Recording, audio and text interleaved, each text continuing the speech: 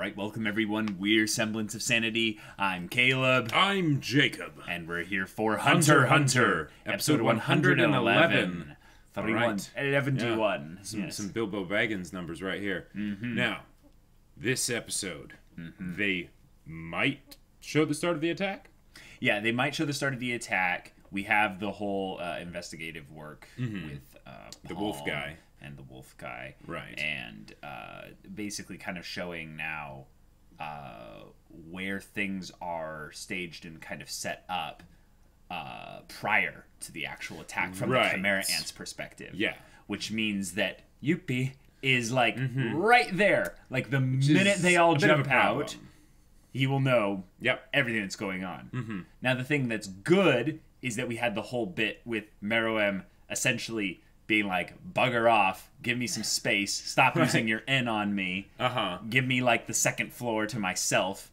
Well, and he's not even all with floors. Well, basically not anything below the second floor. Yeah. I mean, we have Shia LaBeouf, fanning, doing his whole fabulous. We have Neko Pito watching, but not watching the king. Yeah. But the thing is that because Yuppie's there, they'll have some means of communication, probably. Well, yeah.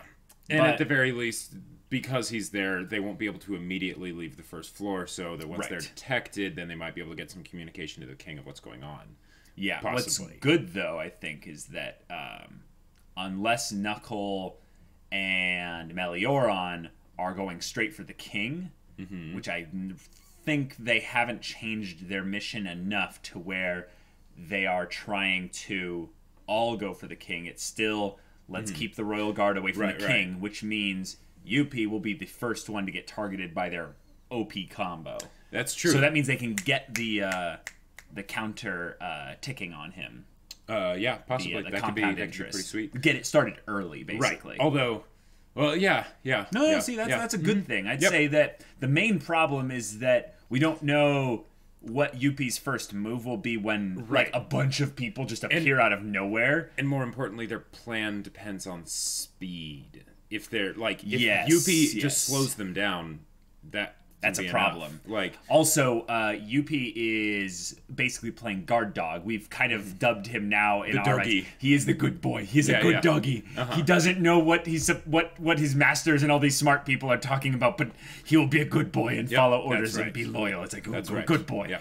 So, good boy Yuppie is going to keep people from going up the stairs. And probably start barking. Yeah. So that will probably be stage one. And then the main thing will then be based on Neko Pito's N, what will she decide to do, and then based on Meruem's interpretation of events, what will he decide to do. So basically Togashi is being like, all right, this is going to be a massive microcosm. It's a contradiction in terms, but a massive microcosm of basically discovery-based storytelling, because he put as many variables as he possibly could into the battle. Even when we thought the battle was about to start, he's like, nope, I've got more variables I'm adding in there. So, and we still have not brought Netero back into the story, so we still don't know if it's actually ZENO that's his buddy or something. So we're just like, okay, I guess we now have to uncover what's been going on in the background with Palm in the last last half day or so, I believe it was. Something like that. We're excited, guys. So without further ado, let's get into it. All right, guys, we're going to start the episode in 5, 4, 3, 2, 1, now. Oh, right, and Killua's figuring things out, but he's not all the way there yet. Right.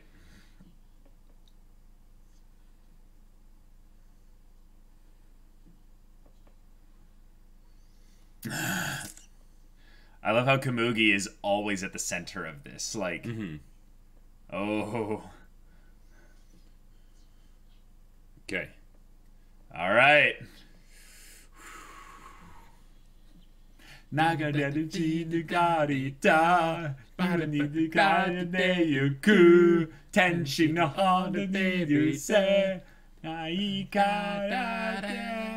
I know I'm saying it wrong, but I'm getting the intonations kind of right, so you can sync up the footage. Da da da da da di na di na ji sa na na na do na kokori na na na do na ga na do. You just try again. Now you know that you just go away. The outside, the inside, the night, and the gondaloo. Do do do da da da da da da da. Oh, I think the wolf guy was one of the people going up the cliff. Like he was the very first one we saw. Yep. Yeah. Yep. Yep.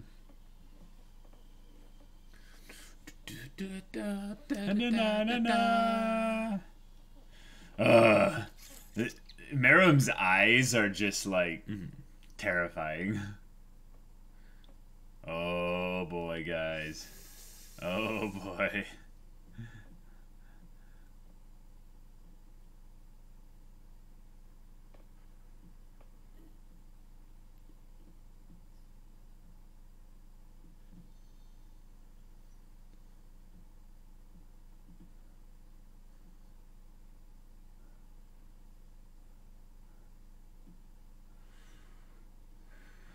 Oh boy. Countdown. Yeah.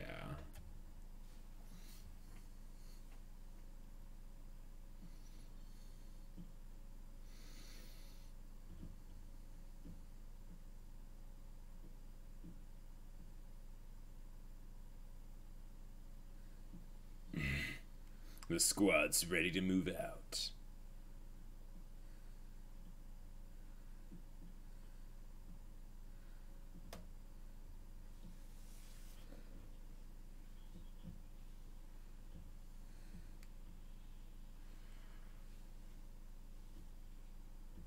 Meanwhile.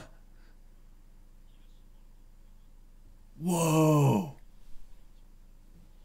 Whoa. Oh. Netero? Netero's buddy. Yeah. Because I think Netero's still us. charging up his attack. Or at least that's what he has been doing. Right. Oh, that's Nekopito's N. Yeah. Oh my god. Oh. This is an RTS. Like, oh, yeah. This is like, okay, we have the fort, you know. We have to simultaneously attack from, like, all sides and stuff. Right. We have our saboteurs. Wait. Is that Nekopito? Yes. Okay.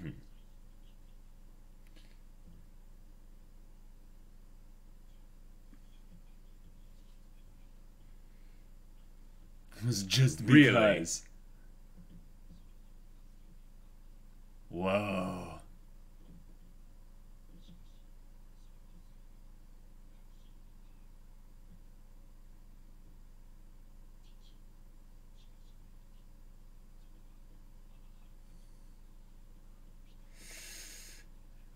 So they dropped from really high, really high, upper atmosphere. Orbital strike. Yeah. Oh my god.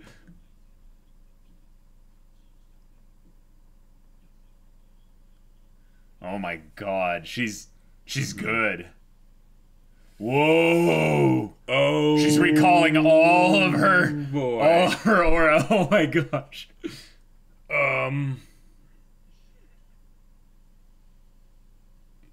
Oh shoot. Just focusing it up.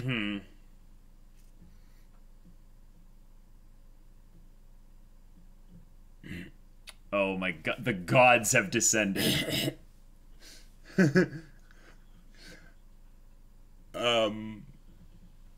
Oh my gosh.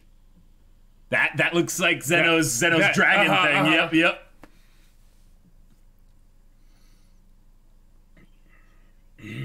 Oh my gosh.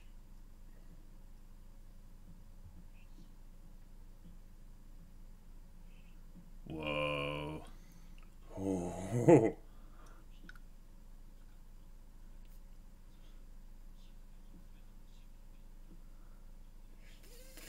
He's ready to kill. All right. Here we go, guys. They're slowing everything down. Like, yeah. Yeah, yeah, it has to be Netero and Zeno. Yeah. Yep, yep, yep, Uh-huh. yep, yep, yep. Yeah! Oh my gosh.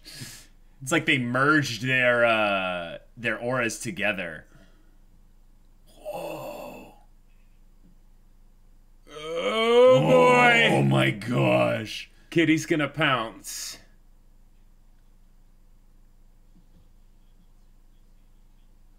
Oh. Whoa! Holy crap! Oh! Orbital bombardment! Holy crap! Just... Wow. This is the extermination squad. Holy crap.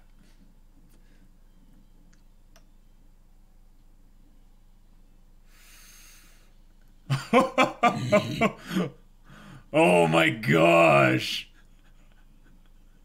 Dragon time.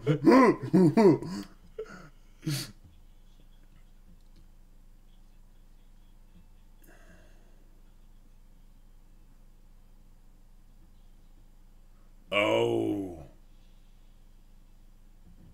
Too many to block. Uh-huh. Oh. All right.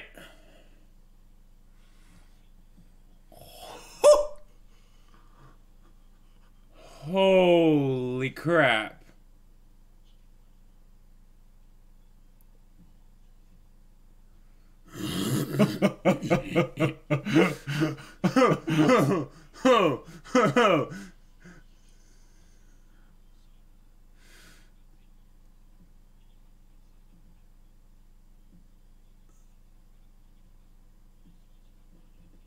Okay.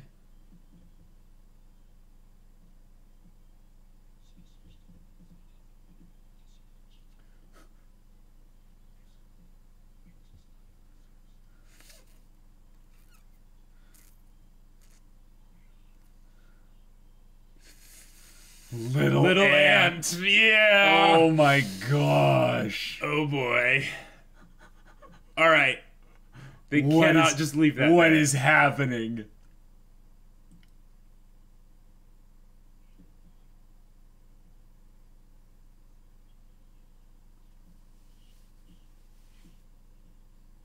That's meta. Right. That's really meta. Uh-huh.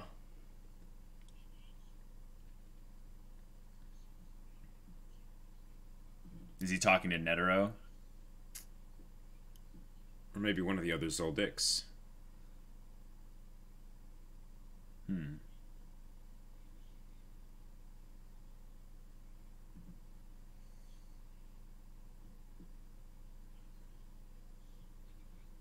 Okay. Wow.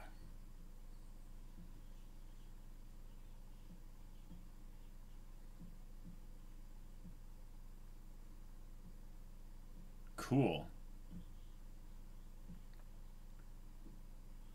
Or is he directly talking to the audience?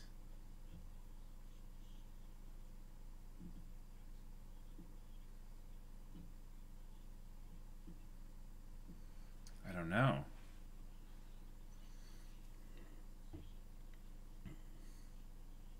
A plant's mental toughness. Okay. Wow.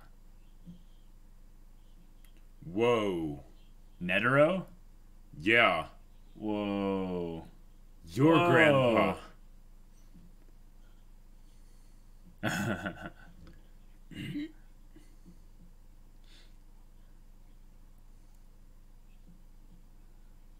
So he's not talking to Netero.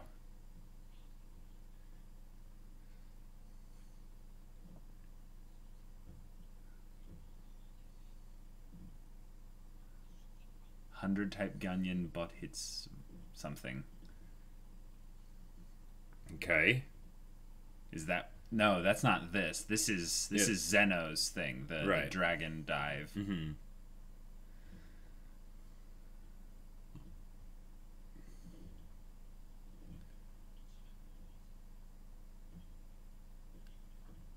This is like what Killua did. Remember? Well, I mean, it's different, but it reminds me.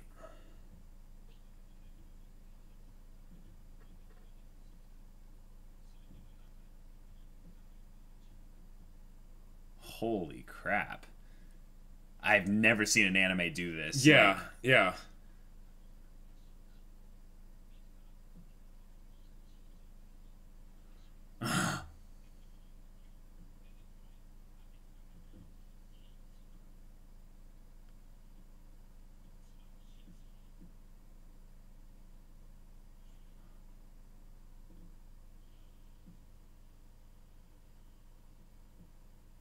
Oh, we're getting reality bending abilities. Whoa.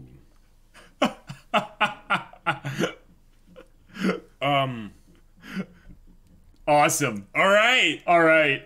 This is why he was just sitting there channeling Ren for a while. He's like, yeah, I'm gonna go all out. Like, just. So is this like, is this somewhere else, or is this like the aftermath? Everything's just destroyed. Wait. I think we're getting little mini flashbacks and like insights into Netero. Yeah. Yeah. Whoa.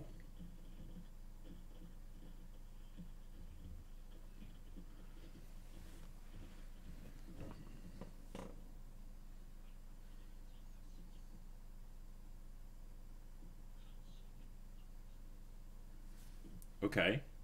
I like it. I do too, yeah. Gratitude is a great answer for almost any question. Melting off his body almost.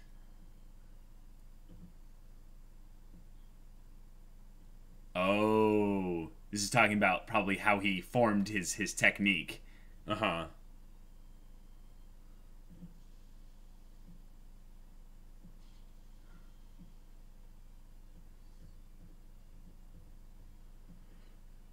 Maybe even just his Hatsu in general. Nah, he would be younger probably by the time he was a pro hunter.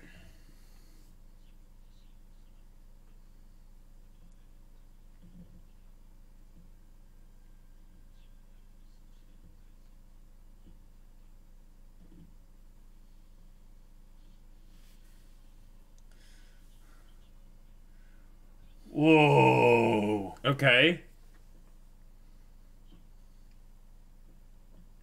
But it's a vow. Right.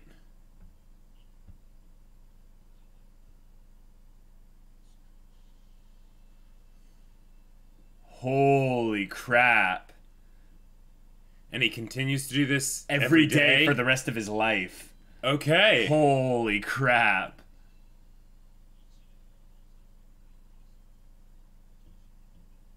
Per punch, or... Okay, yeah.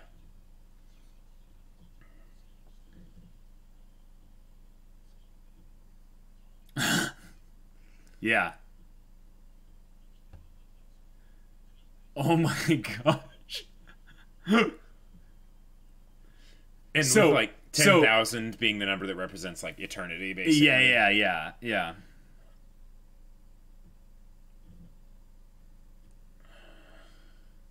All through winter. Wow.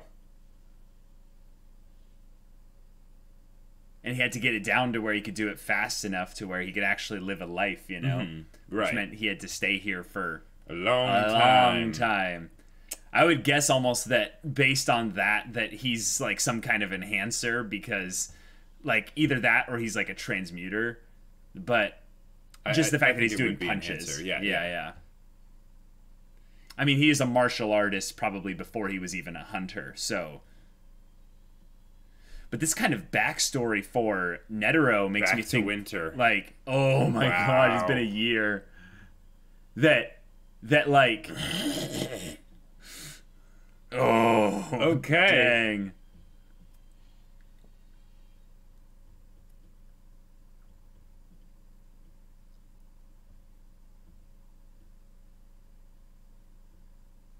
Yes, that's why no one knows how old he is. He's probably perfected his body, you know. Like... Right.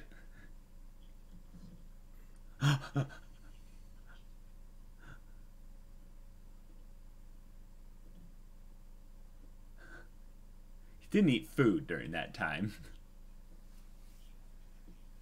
Cool.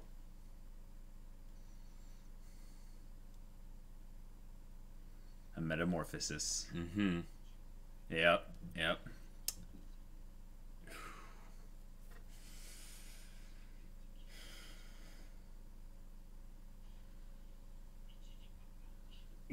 Jeez.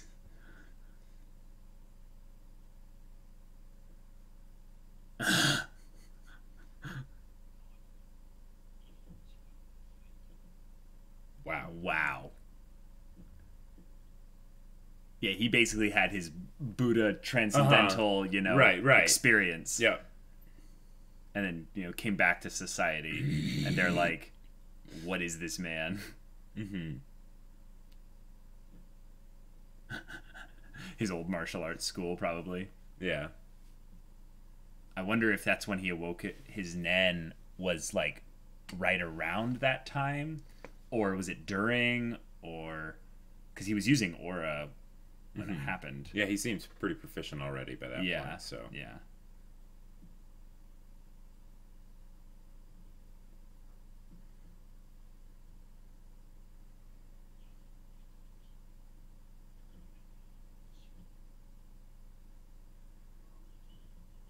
Oh my gosh.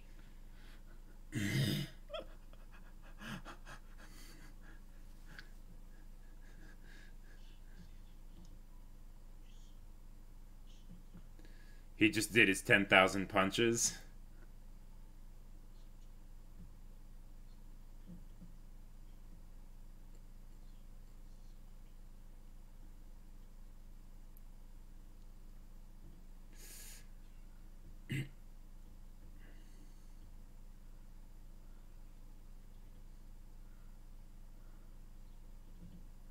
Yeah. Immediately. Uh-huh. Yeah, I would be like, teach me too. And everyone else is just like, what happened? Yeah. A monster was born. Oh my gosh.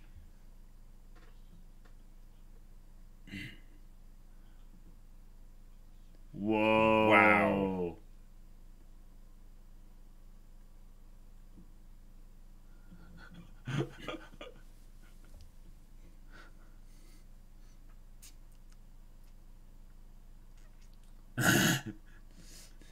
So, you know what's interesting?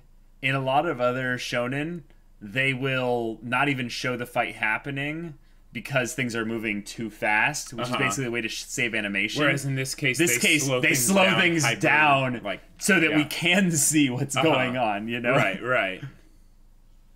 So that's probably some application of his...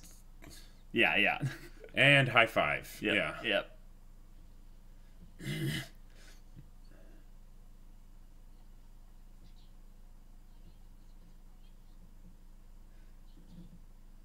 Maybe you didn't perceive where it stopped.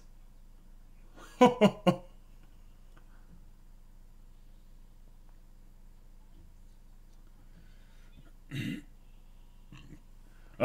yeah, Shia LaBeouf. Oh, yeah. Yeah. Oh, he's...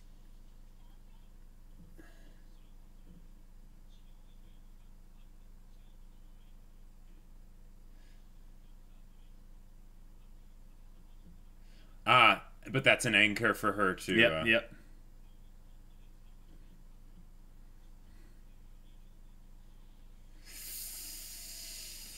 Whoa. Okay. Hope her tail doesn't break. Wow. Okay.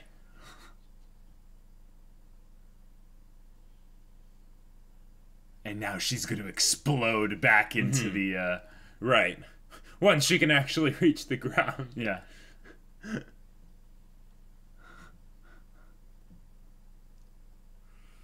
And she gets to watch it all from far away. Just like... Oh, and like, it's already too late kind of a thing. Yeah. Wow, that imagery. Oh my gosh. Yep. Oh, boy. Wow. Oh, right. And this is when the portal opens. Yep. Now, did he start using his N because Neferpito's N went away? No, he hasn't. Oh boy. Wow.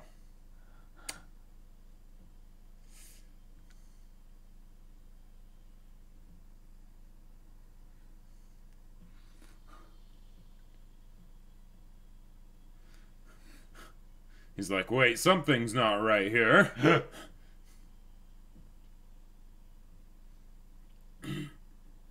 Yep.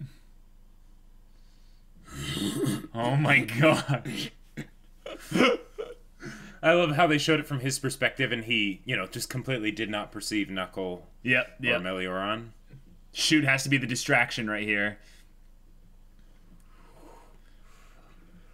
Oh boy.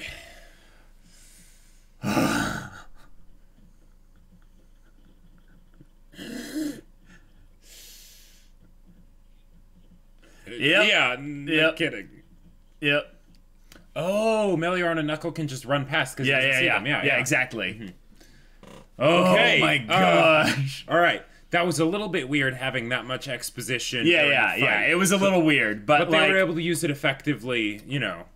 But like, I want to take it as kind of a thing of what it's not. It is not the cheap way of doing a fight, which is where you basically have like no animation done on the fight because it's all just Well, in some ways it is because they're not really animating things while it's happening. No. There is a lot of things happening. Like, Netero's backstory is, you know, animation time. Yes. All the things moving and the shots and everything. The character animation on Nekopito. Now, it's slower. Yeah. But I think that's more of a story thing that's kind of not really a flaw. It's more of a... No, I get that. But, okay. Wow. Oh, I get it. Netero and Nekopito. Yeah. Nice. Huh. Cool. Okay. All right. Now we get more explanation of that whole thing. Yeah. That's awesome. Oh, boy. Oh.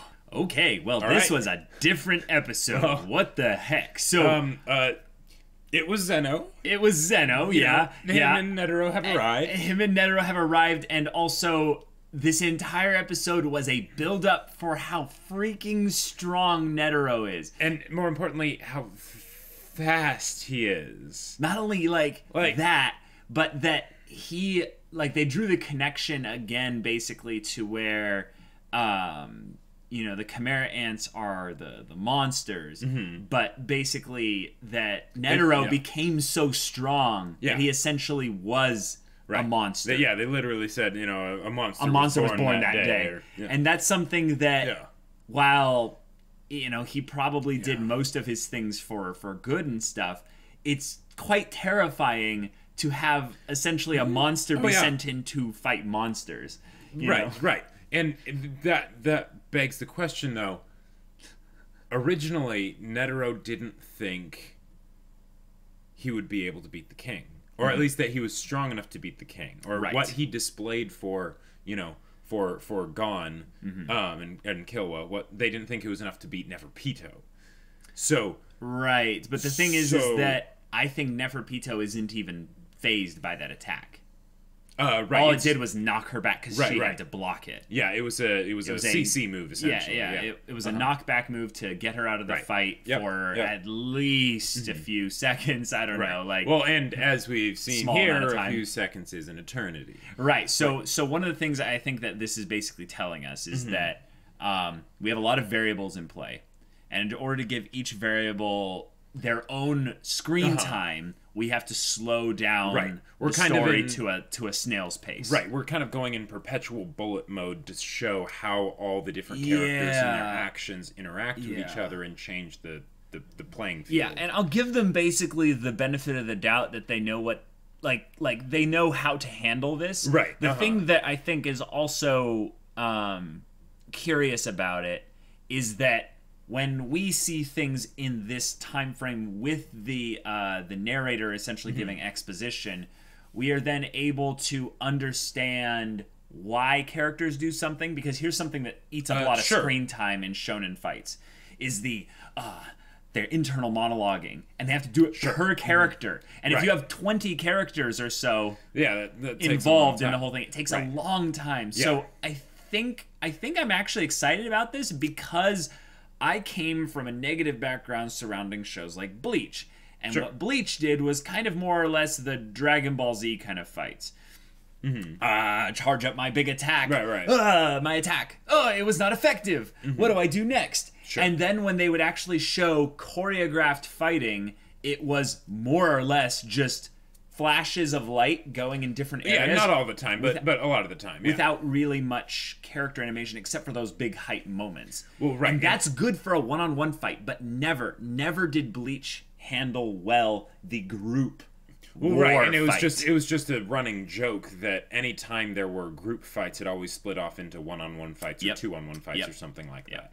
And while this is going to be that by the nature of the strategy of the extermination squad, it doesn't have to be. Well, and the very fact that they're doing it to achieve a specific objective. Yes, right? They are basically like you were saying with the RTS. They're basically doing a dungeon crawl right now. Right, and they're doing a dungeon crawl where they know it's really high level. Yes. So they have their specific objective they're wanting to get from the dungeon. They clear the whole thing, sure, but what we really want to do is get to that end boss, right? Yep. It's kind of like perfectly like a dungeon crawl for a D&D tabletop RPG setup, because half of the involved story is what do we do before we open the door? Right. Yeah. It's so what do we do before we open the door and when we go to the next level of dungeon, you know? Yes, and that's the thing. Once PCs essentially enter the dungeon and they flawlessly execute the first stage of their plan, everything goes to crap basically like on stage 2 or 3 or 4. Right. Like, yeah.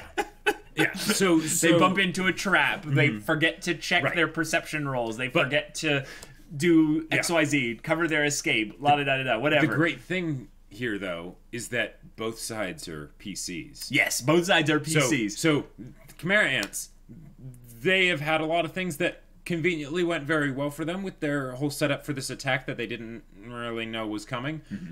And a lot of things that went very badly. Yes. Like Netero's whole thing of, like, Neferpito, jumping up to meet him and trying to attack him and all that stuff. We say, like, that was a careless move, little ant, or that was a reckless move. Yeah. Just when he said little ant, I was like, oh, no! Like, he was standing, like...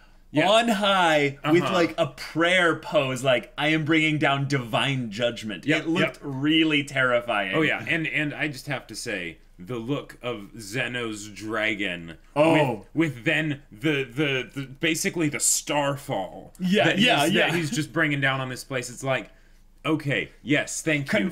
Confirmed Zeno is an emitter.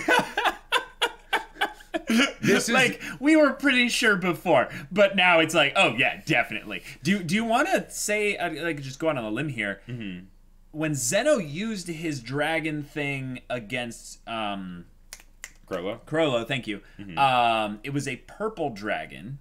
Right. Now the thing is, we've seen this one was a golden one. This was golden and purple. Oh. So I think Zeno and Netero did some kind of combined technique that they prepped for this when they initially dove off of the big multi-winged creature, serpent creature. Like, we haven't seen stuff, I love that. Like, oh yeah, I love it too. Like, we haven't seen stuff like that since we got that picture or that little clip of Jing riding the dragon that was riding the dragon or whatever, you know.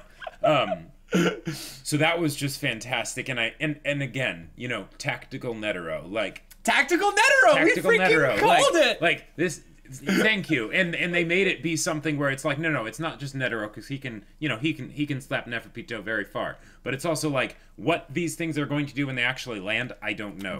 Is it going, like, are they just going to be like bombs that blow up? Are the explosions going to be big? What's going to happen to the palace in the city? Is it just going to be leveled? Are they going to be fighting in a wasteland? Yeah. Are these things actually not that strong? Is it more of a thing of that they're a decoy type thing? Yeah.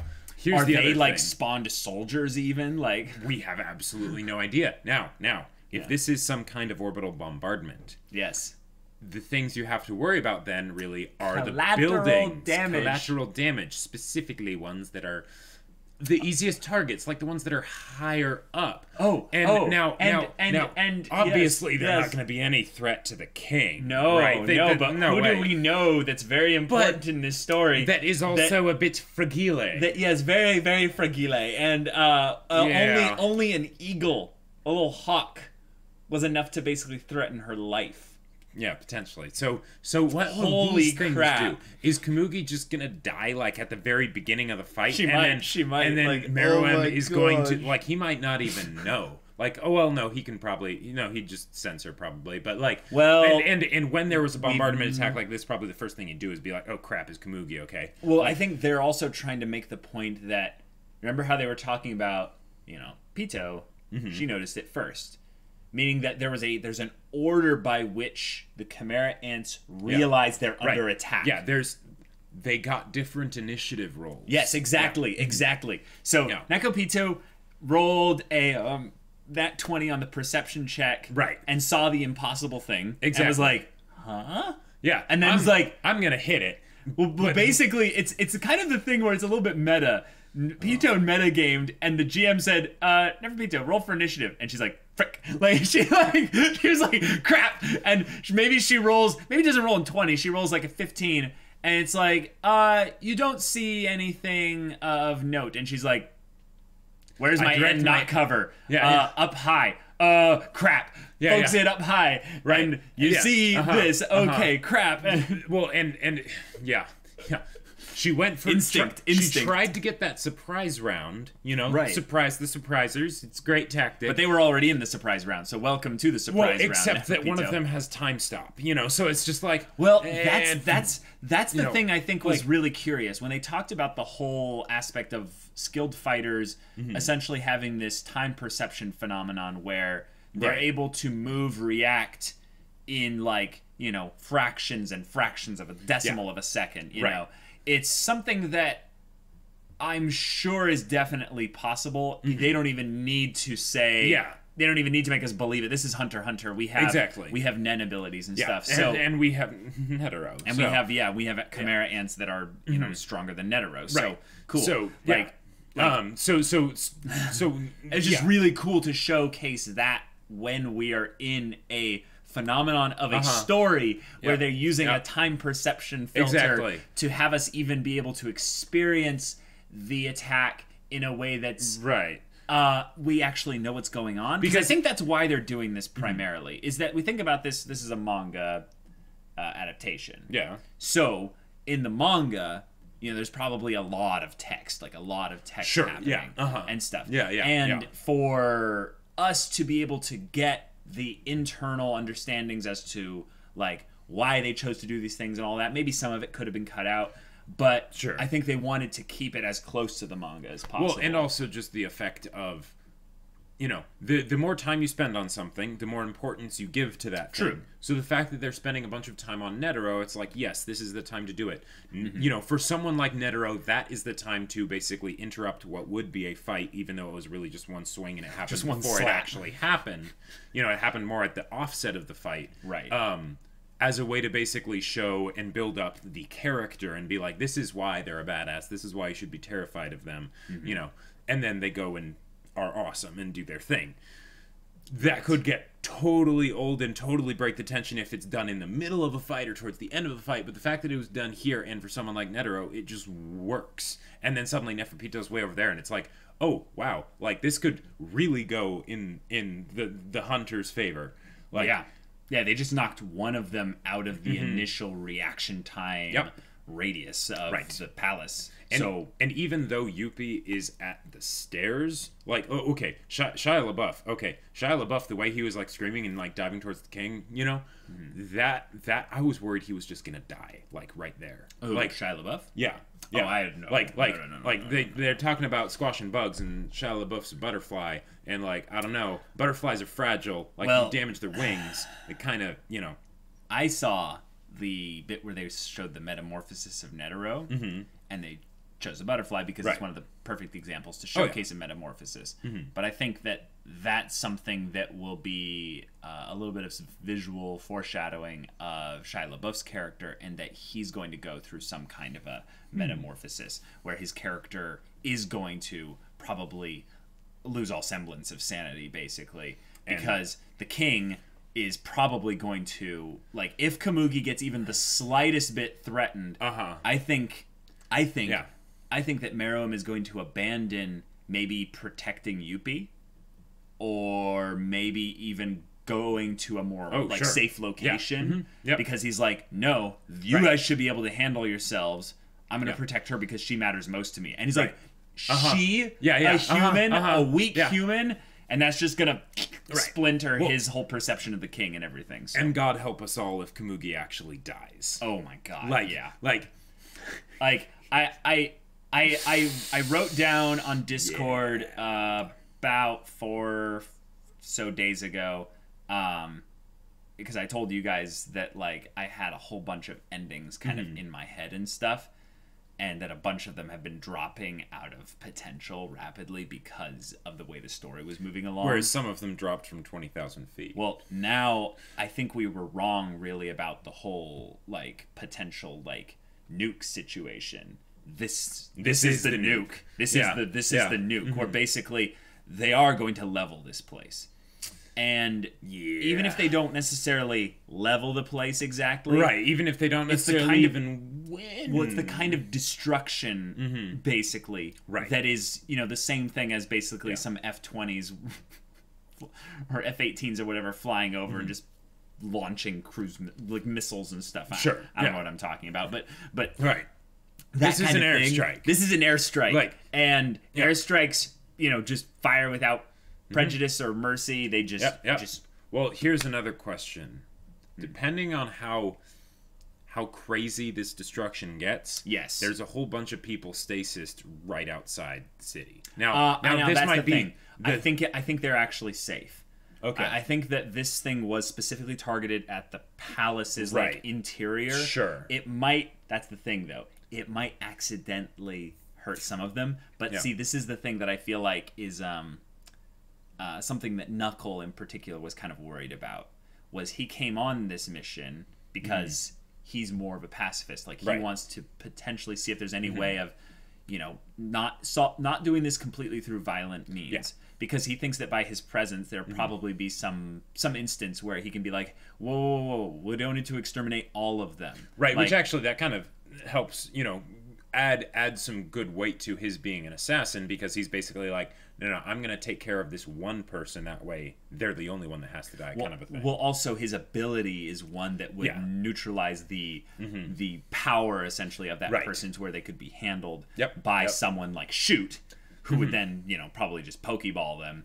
And then we're like, okay, we have one, and they're not a problem anymore, and that will be our communication person for diplomatic whatever. But I could see Netero being in the case of like, no, I'm less worried about casualties and more about objective success. So if 500 humans die because we didn't aim the dragon dive perfectly, or 50,000. Well, no. Like, let's not be dramatic here. I'm trying to say that like, yes, one is an individual, and what is it? And then 50,000 is a statistic. Basically. That there might be a little bit of a callousness in that, but I think that because that dragon dive has the dragon moniker in it, I think that's more of a ZENO type thing, right? And I feel like ZENO is a professional, and not that Netero's not, but I feel like ZENO is specifically here on Netero's behalf. And he's not going to sully the Zoldyck name, with just wanton destruction for the purpose of... That is what, Netero brought him here for. No, I agree. I agree totally. But I think that the awareness that there are only a specific number of Chimera ants and then the hunters themselves in this area means that him carpet bombing the area... isn't, right. The idea that it's not a WMD. It's assassins are generally precise. Yes. So he's doing this probably as a favor to Netero to be like, I can cause a massive distraction. I cause tons of destruction. But I'm not slaughtering just nameless, faceless humans out there. And no, these are Chimera ants. Well, that's the other thing that's kind of clever about this is they've set up that the Chimera ants are slowly getting back their humanity, and kind of the excuse of why they can do all this is not just because they're a threat, but because they're not humans. So no rules of engagement. I am very glad though that they. I mean, of course, it makes sense. You know, that would have been weird if it had been any different. But that Knuckle and Meliaron just ran past Yuppie. Yes. Like they're like, cool, yeah, whatever. We can bypass this guy. We don't need to help you. I don't even need to mark him. You know. Well, we don't know. They actually might mark him once they're sufficiently past. I could see them doing that. Well, he has to touch them to mark them. I know, but Yuppie's not going to tell that he's been touched. You know, because he doesn't exist. Well, unless the actual Hatsu that Chikandes is visible, and that would be. Yeah, but the thing is, Yuppie doesn't know where it comes from or anything. I am very glad that they didn't do that because obvious reasons. How everyone else will handle Yuppie, that is an excellent question. Mm-hmm. Like, because we don't really know what Yuppie can do. That's true. Yet. Yeah. Like, we don't know what his Hatsu is. We know that he's very strong. Well, that's more or less kind of the assumption based off of his character design. And the fact that he was introduced by punching through a wall. Yeah. But, well, yeah, but that's every Chimera ant. Right, exactly. So it's more or less, is he a strong ant in that he's the bruiser, he's the barbarian, or is it like, no, what a twist, his whole thing is that like he's a manipulator or like or the one thing that we have seen him do that was like unique to him kind of a thing that couldn't just be written off as general Chimera ant strength was just the wings. Just being like, oh, wings, that'd be nice. Yeah, he can morph his body probably. That'd be a pretty cool technique and stuff. Yeah. Then he could have tentacle powers because tentacles are always OP. Yeah, if he just ends up being a true kind of chimera type creature, but with like active transformation, and then just a really strong 10, you know, like just really good defense, really good Gyo usage and stuff, then that'd be terrifying too. Because we saw what Neferpitou could do with just her base, you know, aura usage. One of the things that I find hilarious though about this whole situation is the idea that basically, no matter how powerful you are as a you know PC or whatever, no matter how high your level is, the laws of physics still apply. So, in the case of Neferpitou, she might be insanely fast, but she still falls just as quickly as everyone else. So she might be able to jump back to the palace and to the king and everybody in like a second. Right. But she still has to wait. She still can't get past terminal velocity. Yeah.